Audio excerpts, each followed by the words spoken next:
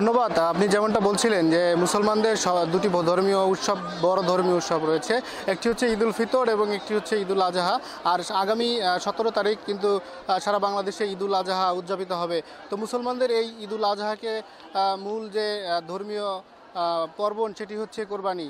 আর সেই কোরবানির হাটের খবর জানাতে আমি এখন দাঁড়িয়ে আছি ঢাকা বগুড়া মহাসড়কের চান্দাইকোনা হাটে, যেখান থেকে চান্দাইকোনা পশুর হাটের সর্বশেষ খবর আপনাদেরকে জানাবো। তো আপনাদেরকে যদি আমি দেখাতে চাই যে এটি হচ্ছে সারা বাংলাদেশের মধ্যে একটি অন্যতম বড় হাট, যেই হাটে দেশের বিভিন্ন প্রান্ত থেকে মানুষ তাদের পছন্দের পশু ক্রয় করতে এই হাটে আসে।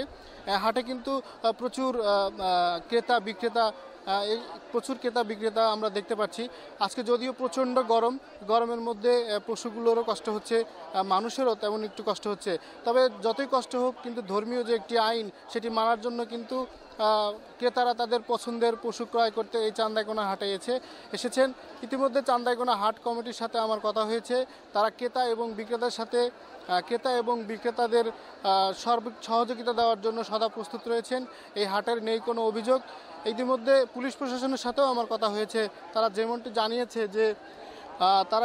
জানিয়েছে যে এই চান্দাইকোনা হাটে আগত ক্রেতা এবং বিক্রেতা তারা যেন কোনো প্রকার দুর্ঘটনার কবলে না পড়ে এবং তারা যেন কোনো হয়রানিমূলক ব্যবস্থা শিকার না হয়, এজন্য কিন্তু থানা পুলিশ প্রতিনিয়ত এখানে টহল ব্যবস্থা জোরদার রেখেছেন।